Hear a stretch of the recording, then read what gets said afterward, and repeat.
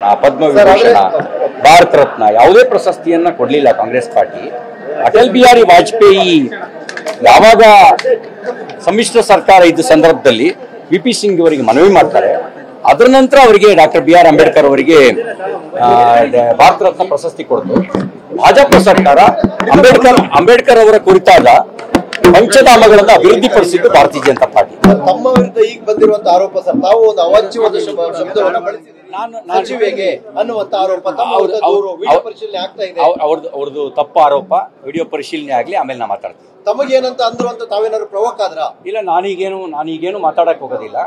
ನೀವು ಏನ್ ಈಗ ಪ್ರಶ್ನೆ ಕೇಳ್ತಾ ಇದೀರಿ, ಅದಕ್ಕೆ ಈಗ ಸೂಕ್ತ ಸಂದರ್ಭ ಅಲ್ಲ ಉತ್ತರ ಕೊಡೋದಿಕ್ಕೆ. ನಾನು ಯಾರನ್ನೂ ವೈಯಕ್ತಿಕವಾಗಿ ಆ ರೀತಿ ನಿಲ್ಸೋ ಸ್ವಭಾವನಲ್ಲ. ಅವರಿಗಂತೂ ನಿಲ್ಸಿಲ್ಲ. ಅವ್ರು ಯಾಕೆ ಹಂಗ ಅನ್ಕೊಂಡ್ರು ಅಂತ ನಂಗೆ ಗೊತ್ತಿಲ್ಲ.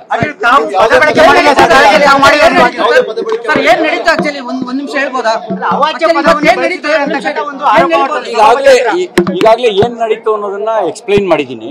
ಈಗಾಗಲೇ ನೀವು ನಾನು ಹೇಳಿದ್ನಲ್ಲ, ಅಂಬೇಡ್ಕರ್ ಅವರಿಗೆ ಬದುಕಿದ್ದಾಗ ಅಪಮಾನ ಮಾಡಿದ್ದು ಕಾಂಗ್ರೆಸ್, ಸತ್ತಾಗ ಅಪಮಾನ ಮಾಡಿದ್ದು ಕಾಂಗ್ರೆಸ್.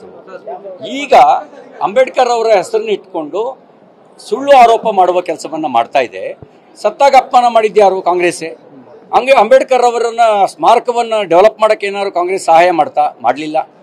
5 ಅವರ ಪಂಚಧಾಮಗಳನ್ನ ಪಂಚತೀರ್ಥಗಳನ್ನಾಗಿ ಅಭಿವೃದ್ಧಿಪಡಿಸಿದ್ದು ಬಿಜೆಪಿ ಸರ್ಕಾರ.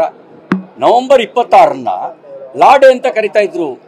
ಮೋದಿಯವರು ಬಂದ ಮೇಲೆ ಅದನ್ನ ನವೆಂಬರ್ 26ನೇ ತಾರೀಕನ್ನ 2015ರಿಂದ ಸಂವಿಧಾನ ಗೌರವ ದಿವಸ ಅಂತೇಳಿ ಕರೆದು ಗೌರವ ಕೊಡೋ ಕೆಲಸ ಮಾಡಿದ್ರು.